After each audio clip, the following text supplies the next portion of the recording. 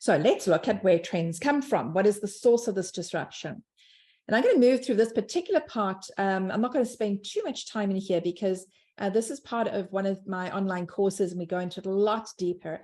But a lot of the changes, the disruptions that happen in our world come from the PESTLE drivers of change. And PESTLE is an acronym, and we'll go through each one of those.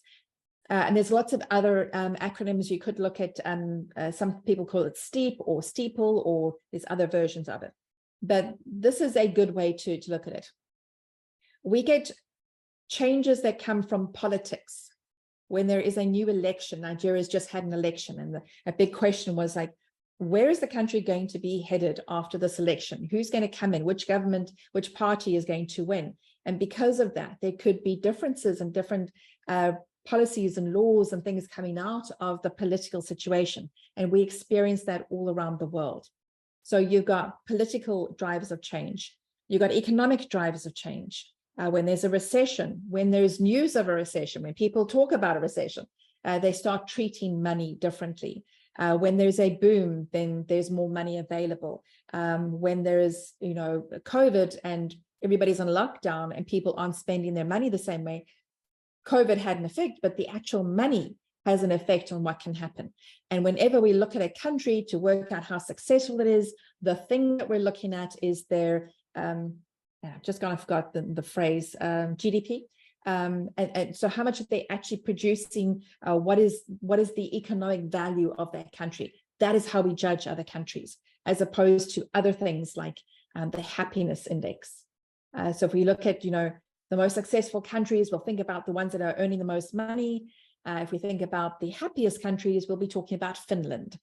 So there are different ways of valuing things, but we very often just refer to the economics.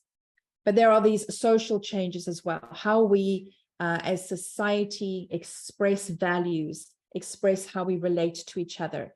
And this can encompass for us at the moment all of the conversations that have been had around gender and gender diversity and women's rights. All of these issues are issues that are reflected in society, in our values. Then obviously we have technology. Somebody comes up with a new technology, somebody launches the latest version of a really powerful artificial intelligence chatbot, and the whole world starts shaking their boots because this technology is disrupting us. This technology is already today, 2 months after one of the latest versions was launched, is already putting people out of work. And the artificial intelligence technologies that are available are really shaking us in a very, very fundamental way. It's not just a fad. It's not just something we're hearing about. This is a powerful trend that is changing the direction of business and of society. Then we have legislation, that's the L. And legislation is really interesting because what you see here is very often changes start with technology, not necessarily start with technology, but technology is the kind of visual way we see that something has changed. So you have this technological change, and then society jumps on it. So, everybody's going, oh, this is how I can use it to express what is important to me. Then people are going, how do I make money out of this technology? And then the government starts going, oh, our voters are upset, so we need to do something. And then the lawmakers come in and they start trying to make laws. And a lot of those laws are very often, we're not doing this, stop, this is bad. And there's this cultural lag between the technological innovation and how government and legislation responds. And it's not always helpful.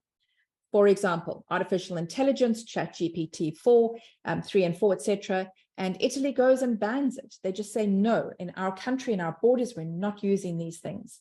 Italy also apparently banned Amazon Alexa, and they banned Microsoft Azure AI, and they banned IBM's Watson.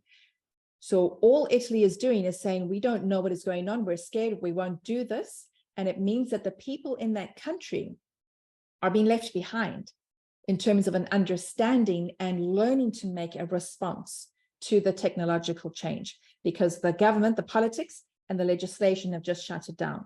So you see all of these different changes and drivers respond in different ways. And then, of course, we also have kind of the environment. there are environmental changes. So, for example, COVID could have been an environmental change. We could put it under that category. There's a virus, it affects the whole world. It's a pandemic. It has this huge effect on everything. Literally how we've expressed business, how we've expressed values, how we've expressed women's rights, anybody's kinds of rights, families, everything has been challenged and changed because of that reaction to COVID.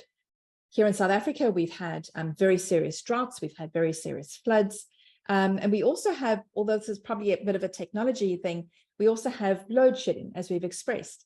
And while that is a technology, the production, the generation of power is a technology, there are lots of ways we could be responding in terms of the environment, which we're missing out on. So there are lots of ways how these things could engage together. So PESTLE drives a change. If you're just trying to say, I see something happening, I see this change is coming, where does it come from? You can try and draw it back there. What I'm hoping you will start to do is not just look at something in isolation, but try and see the history of it. Where did it come from? Because that might teach you to start identifying things earlier or finding ways to respond in ways that are more helpful for you or for your clients.